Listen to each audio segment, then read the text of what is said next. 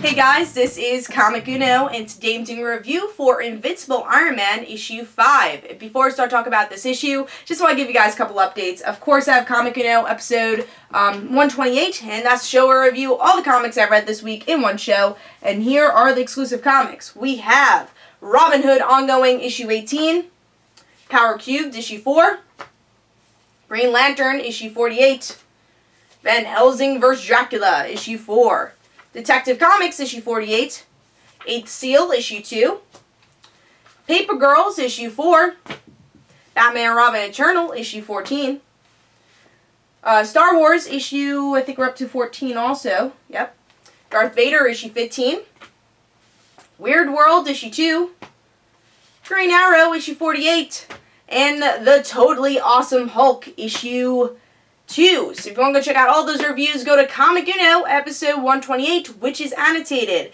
But let's start talking about Invincible Iron Man issue 5. Now this is a book I was really looking forward to because finally we are going to see the interaction between Mary Jane and Iron Man. Mary Jane was mostly introduced in issue 4, but now we can actually see what she's going to do in this series. So I was excited about that. Pretty cool cover too. There's a lot of color though, I would say. So there, some of the darkness here, I think, it could be a little bit brighter in the background, but I like the cover for the most part. Especially if you look really closely, there's just like a lot of shading, and which is interesting, a lot of detail.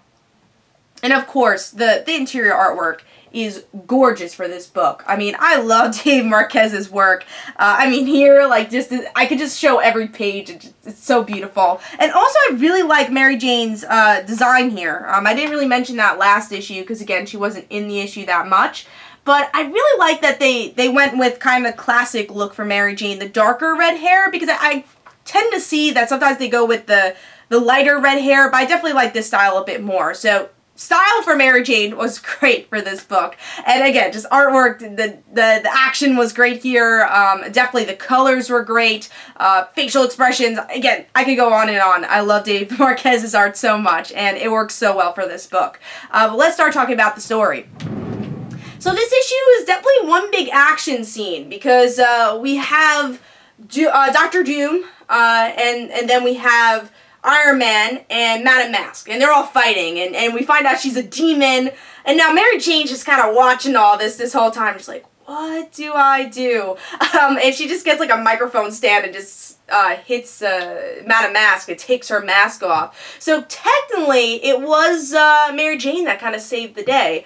And then they're able to get Madame Mask away, and, you know, they kind of defeat her, which was weird. It felt quick in a way, even though they spent the whole issue dealing with her. I felt like there was so much build-up, and just to have one fight and that's it, it felt weird that's the way they ended it, but what can you do? But by the end of the issue, again, Madame Mask is taken away, and Doctor Strange is very suspicious of Dr. Doom also, so everyone's suspicious of him, and why is he acting so nice to everybody?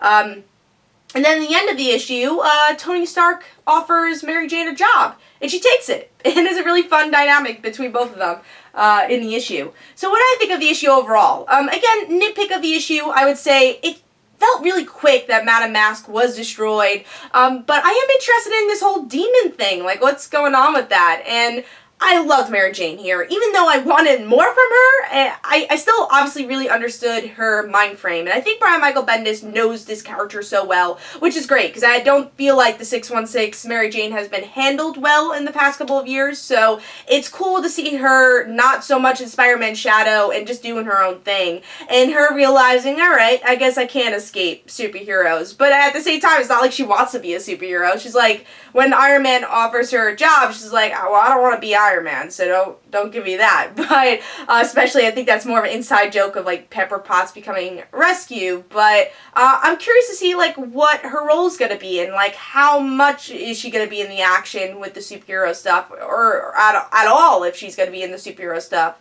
Hopefully she is, because I think that'll give her a little bit more to her character for this story and for this series. So And also I thought it was interesting how Tony reacts to her, that, you know, she keeps thinking that Tony's hitting on her, and that Tony's like, I know you're related to a superhero somehow. I don't know how, you don't have to tell me, but it's kind of obvious this is not your first rodeo. And that's what's awesome about Mary Jane. She really stood on her own, and it just kind of proved how much of an awesome secondary character she is, and really just in general how awesome of a character she is, again, in general. But yeah, this issue was pretty good. I thought it was a solid book. It was a really quick read, I'll say that. It wasn't like everything I wanted in one issue, but it was a very fun issue, and I think it's a good build-up issue for what's to come with Iron Man.